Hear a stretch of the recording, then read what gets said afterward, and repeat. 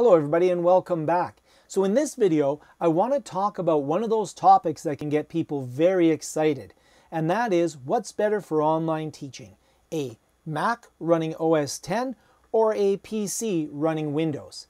Well, I'm going to spoil the video right away so that you don't have to hang around. The answer is they're both perfectly fine for online teaching. There's not one that's better than the other, but there are some considerations to take into account.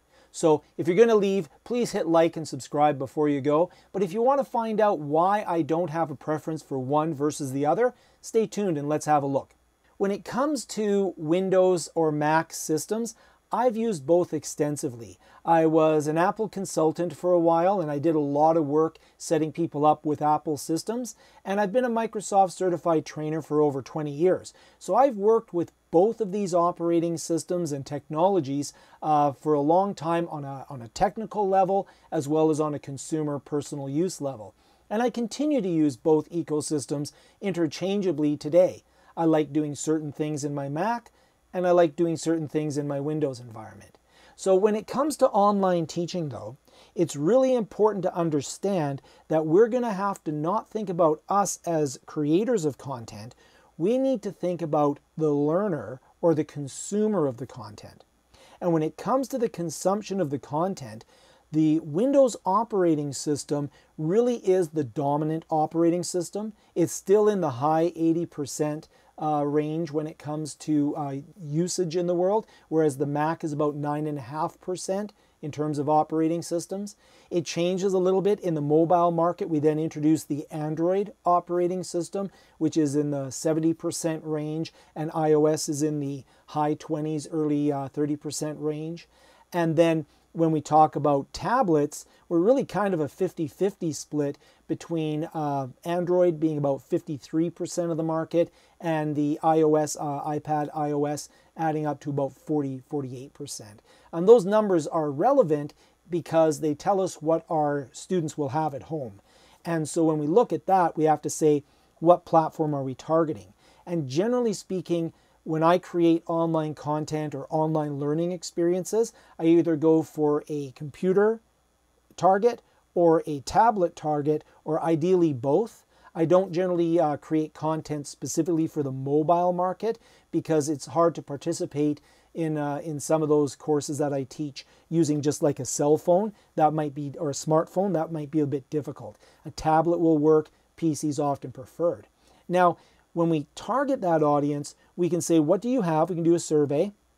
And then what we want to do is we want to look for those applications that will work across the spectrum.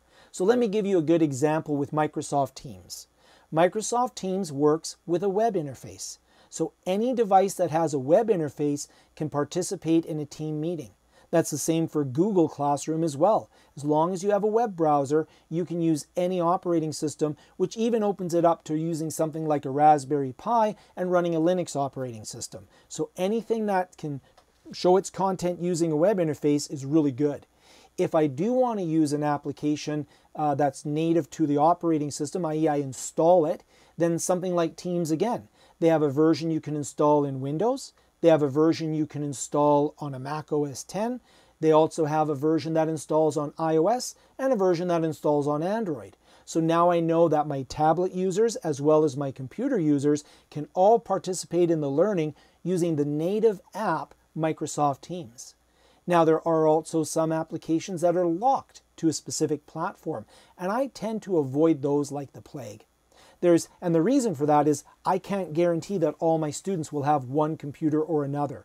Some cases where we issue technology to a classroom, that might be acceptable, but I still don't like it. I think it's a little bit anachronistic to use that type of technology. I really like to use things that are either web cloud-based or things that have a diverse platform that they can run on. So they have versions for all the different operating systems. And, you get the argument, people say, well, PCs, that's really for business and that's spreadsheets. And something like a Mac, that's really for education and lifestyle and that sort of thing. And that argument, unfortunately, it's 20 years old.